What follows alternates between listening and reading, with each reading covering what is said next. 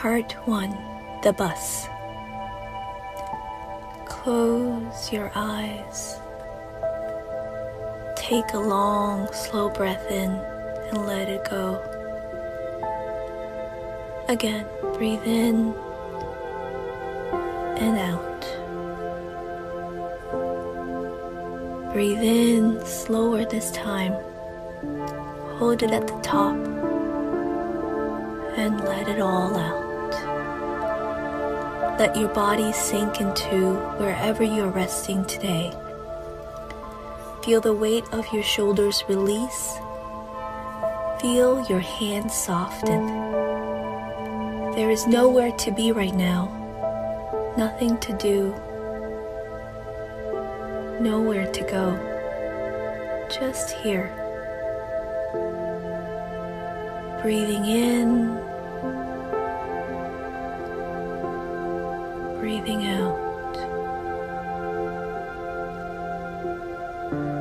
Tonight, I want to take you somewhere, not far and yet very far, back through time, back through a memory, to a morning that existed before you were quite old enough to hold to it, a morning that held you instead. The mom, the bus. It is 1992, Shanghai, a Saturday in March. The air is crisp, the kind of crisp that only exists in early spring, before the city warms, before the blossoms fully open, when everything still holds the clean, cold edge of winter dissolving. The sky at 7:30 in the morning is not quite golden, not quite bright. It's in between, that soft, pale amber that comes when the sun is just still low and tender, still finding its footing in the day. A woman steps on the bus. She has dark hair, surprisingly wavy, the kind of hair that has a life of its own, the kind that moves when she turns her head. She finds a seat by the window. The bus is less crowded today, and she is glad. She settles in and sets her bag on her lap and rests her hands on top of it. Her hands, they are Professor's hands. Hands that have held chalk, turned pages, graded papers in lamplight late at night. Hands that have written papers that are used to the work. But right now, they are still, resting. The morning light comes through the glass and touches them, and they are warm. Outside the bus window, Shanghai is waking up. She watches it the way you watch something you love, just being with it. The city is expanding, always expanding. There are neighborhoods she doesn't even recognize anymore. New buildings reaching up where she remembers sky. She passes a ceramic bridge, pale and curved like something from a painting. And beyond it, a cluster of rooftops where smoke from breakfast fires curls upwards into the cool air. She wonders about the families in those houses. She wonders what a mother is doing right now in that apartment on the corner, the one with the red curtains catching the breeze. She wonders about the children still asleep, the husbands making tea, the grandmothers already busy at their stoves. Somewhere, barely audible through the hum of the bus engine, there is the sound of children laughing. Distant, musical, like it's coming from a dream. The woman by the window breathes in. Even through the glass, she can almost smell it. That particular March Shanghai smell. Clean, mineral, The cool breath of the Huangpu River carried on the wind, a hint of something green and new. Her hands rest, still and soft on her bag. She is going to see her daughter today. Today is Saturday. She will collect her daughter. Let your body soften a little more. Feel the warmth of your blanket, your bed, the place where you're resting. Breathing in and out. Part 2. The girl at her grandfather's desk. You are 5 years old today. You are sitting at your grandfather's desk. It's a serious desk. Solid oak, dark and dignified. The desk has always been there. On top of the wood there is a pane of glass, and beneath that glass, pressed flat and preserved like flowers, are photographs. Your family. You have looked at these photographs many times. You know their faces. Your grandparents young, standing somewhere with their arms at their sides, their chins slightly lifted, proud. Aunts, uncles, your cousin who lives next door. Smaller photographs tucked in at the corners. A big family, a warm one. But today you cannot really look at the photographs. Today you are watching the window. You are watching the street below. Your grandparents' apartment is quiet around you. The morning light comes through the curtains in long, soft stripes across the floor. From the kitchen there is a smell. Your grandmother is cooking already.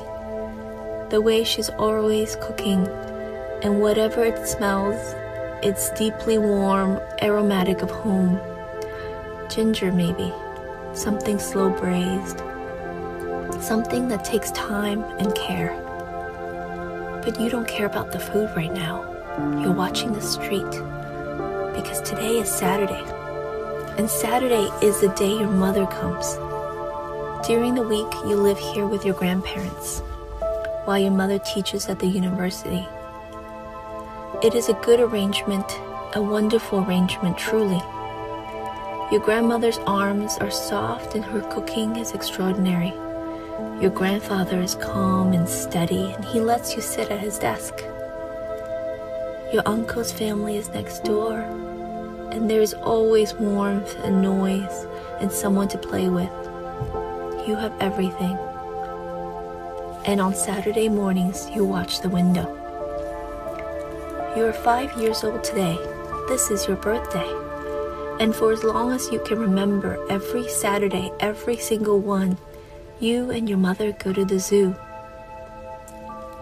You press your small hands flat against the glass of the desk, stretching out your palms as you stretch up to look out the window. You can feel the coolness of the glass pane beneath your palms, the faces of your family looking up at you. You breathe in and out. And there she is. She is turning the corner at the bottom of the street. You would know her anywhere. The dark, wavy hair, the way she walks, purposeful and graceful, her bag over her shoulder. She's here. You slide off the chair so fast. Nanai, Grandma, you call, running on soft feet through the apartment. And your grandmother appears from the kitchen, already holding your backpack. She is laughing, shaking her head, and she says, "Cool your bottoms, cutie pie." She's coming upstairs. You take your backpack and you sit down on the bench by the kitchen. You sit down, but your legs are swinging, and the smell of whatever your grandmother's cooking wraps around you like a second hug. You hear footsteps on the stairs, and the door opens. Mama hao. Your mother greets your grandmother first, and then she looks at you. And when she looks at you, it is like the room gets warmer. There is something about the way she enters a space, a quality of light and brightness, as if the sun had followed her in. She is the most beautiful woman you have ever seen. She opens her arms and you go into them, and she holds you close and you can smell her. Something clean and floral and familiar, entirely hers. And her hug is warm and whole and complete. Happy birthday, my love, she says. Let that warmth rest in your chest. Feel it there like a steady, cozy fireplace. Just breathing in and out. Part 3, the walk. Not long after, you're going down the stairs together. Your hand is in hers. Her hand is warm, bigger than yours. You curl your fingers around hers, and she gives you a small squeeze. You walk out into the morning. The air hits your cheeks, still cool, still crisp. That beautiful March Shanghai air. The pavement is pale in the morning light. You hop from one square to the next, the way you always do. And then, without warning, 2 white doves rise up somewhere nearby, right above you. You look up and there they are, white against blue, wings open, catching the light. The sky is a brilliant spring blue now, the sun fully awake, and these 2 birds rise and turn and drift, completely free, unbothered by anything in the world. It is exactly how you feel today. That feeling, hold it for a moment. Abundance and joy, the simple, overwhelming fullness of a perfect morning. Let it rest in your chest. Breathe in and out. You catch the bus. It's a long ride, and you're not impatient because your mother is telling you a story. She is telling you about the peanuts she packed. She has boiled peanuts for the monkeys at the zoo. And she describes them while she talks. You can almost smell them, warm and earthy, soft in their shells. She tells you about the monkeys, and you lean against her arm as the city passes outside the bus window. When you get off the bus, she hands you something. A bag. Happy birthday, Baba. Her baby girl. That's what it means. You reach inside and your fingers find something soft, incredibly soft. You pull it out, and it is a sweater, white with colorful squares, and on the hood there are pom-poms, actual pom-poms. You love it immediately. You try to put it on right there. You are already wearing a sweater, and you don't care, but it won't go over. Your mother laughs. She helps you.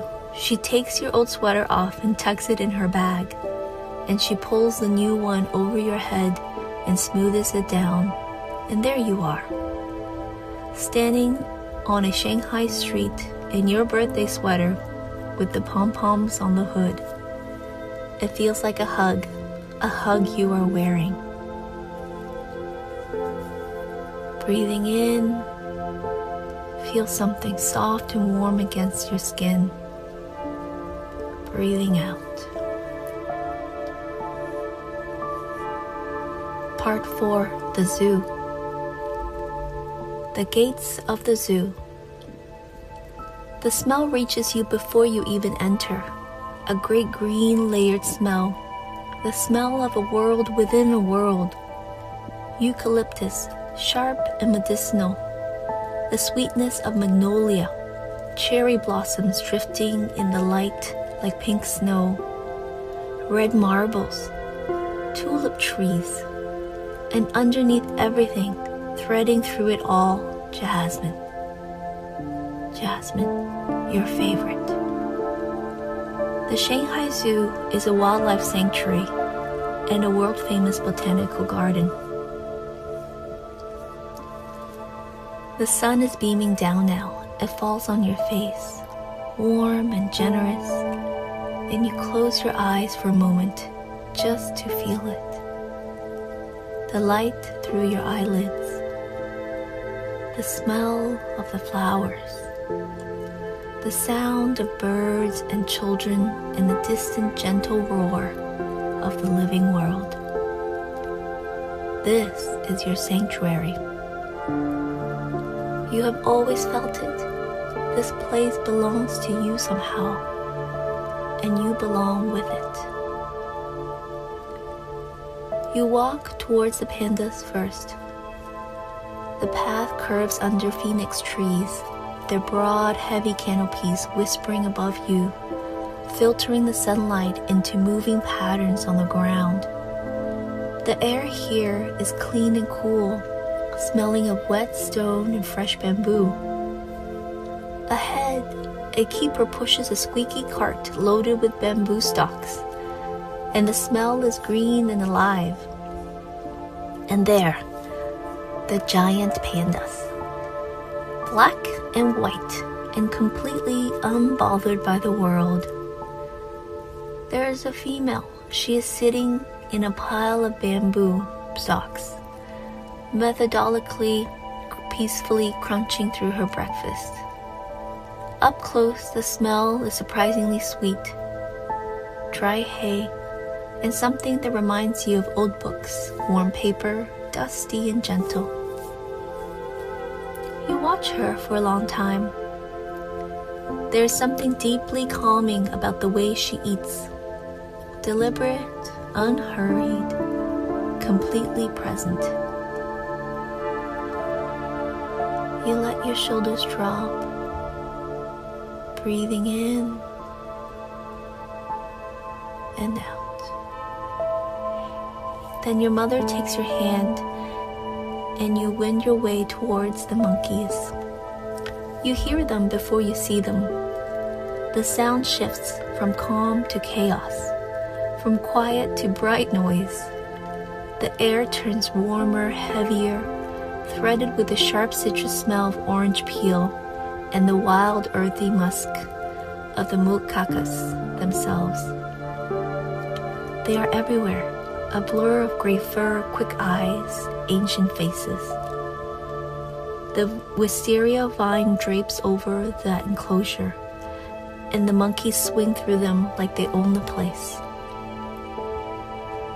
The smell is like a forest floor after rain, dark and rich and alive. Your mother reaches into her bag, the glass jar of boiled peanuts. She opens it slowly, and you both go still. And then, one monkey, the brave one, comes closer, approaches the fence with enormous dignity, as if this was entirely his idea and he's doing you a favor. Your mother tosses a peanut. He takes it. And then they all come. It's a party. The monkeys chatter and reach, and your mother tosses peanuts and laughs, really laughs, her head thrown back. She hands you some too, and you toss them and miss and toss again, and hits one monkey, and he grabs it, and you shriek with delight. The smell of the peanuts mingles with the wild green monkey smell and the wisteria flowers and the warm spring air, and you are laughing, really laughing. Everything is joy. Let that laughter live in your chest. Light, effortless, free. Breathe it in.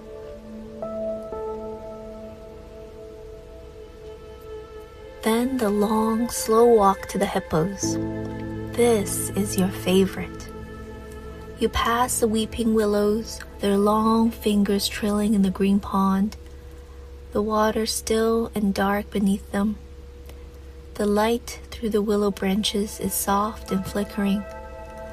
The air grows cooler near the water, heavier, smelling of river mud and something sweet.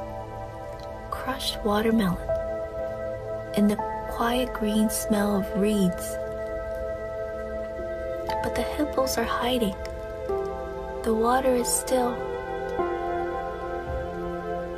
Your mother sets down her bag. She takes your old sweater, the one she tucked away, and she does a dance right there, waving your sweater around like a matador's cape, graceful and proud and a little ridiculous and completely wonderful. Around you, people watch and smile and cheer on. And then, a movement in the water. And then, the hippo surfaces. A massive, gentle head rising slowly, ears flopping and flapping, that marvelous, ridiculous ear flapping. The hippo looks at you both. They like the colors, your mother says, and she waves the sweater gently. The hippo seems satisfied and huffs, a huge wet breath that sends a fine mist of river water into the air, and it lands on your face. You giggle.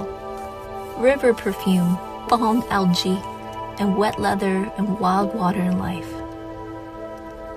The hippo sinks back slowly, like a great smooth boulder returning to the deep. The water closes over him, gentle rings spreading outward through the green water, bubbles, the soft rustle of reeds. You're breathing in. You feel yourself slowing down. On the way out, a vendor is selling bananas. He is dressed as a gorilla. He sings the same song he sings every week.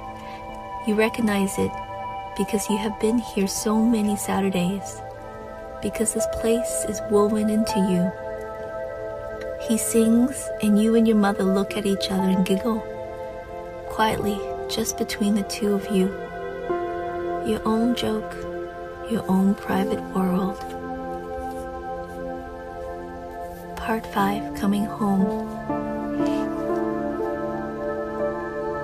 The day is ending now. The light is changing. That long golden afternoon light that stretches shadows and turns everything amber and warm. The zoo is quieter now. Other families are also making their way toward the gates, slowly, happily, the way people move when they've had a perfect day.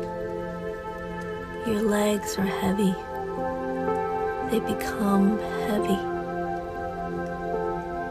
The heavy of a body that has walked and laughed and lived and been completely, entirely present for every moment of a perfect day. Your arms hang softly at your sides. Your mother looks down at you. She reaches out her hand, and you take it. Her hand is warm. You curl your fingers into hers. You are walking slowly now, very slowly. The ground beneath your feet feels distant.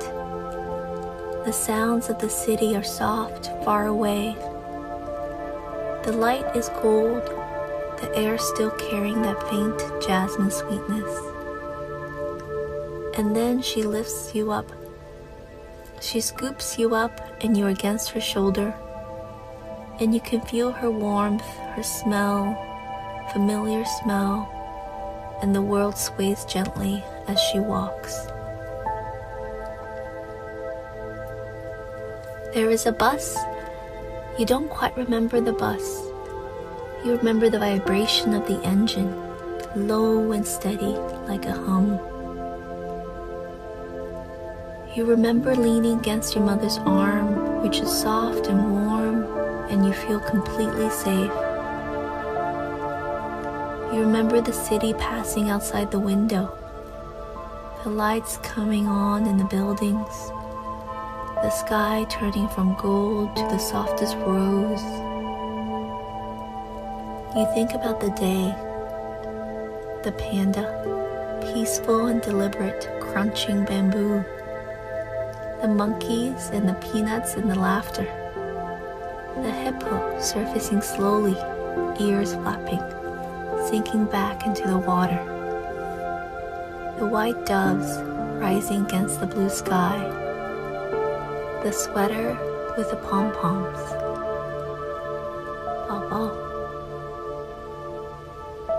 Let those images float through your mind now, soft and unhurried,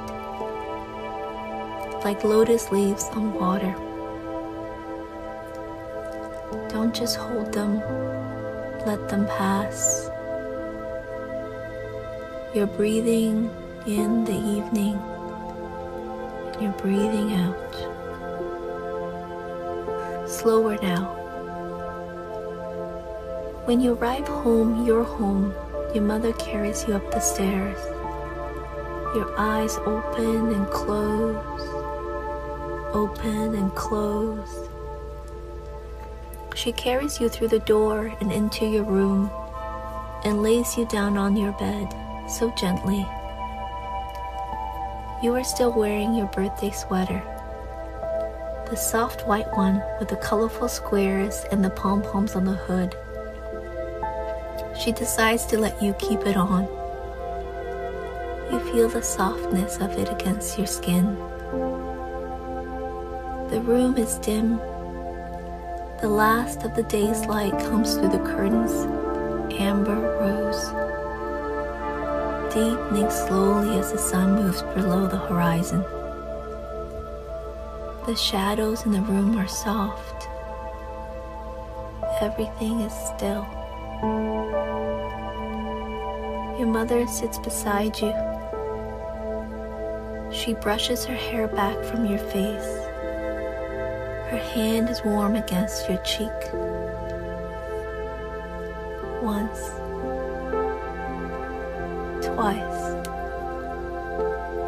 She leans down and gives you a soft kiss on your cheek, and she whispers something. You know what it is even if you can't quite hear it. You've always known. Let your eyes close now, all the way. Breathing in, breathing out.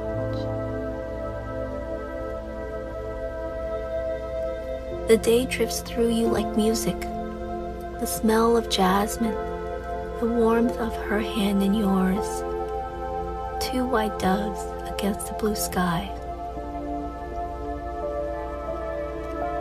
You are safe. You are loved. You are held. Breathing in slowly and out. There is nothing to do now. Nowhere else to be. Only this soft, dark, warm space. The day dissolving into a dream. Let yourself go now. Gently, softly, completely. You are 5 years old and it's your birthday, and it is the most perfect day, and it will always have been. Sleep now. Sleep. Dream.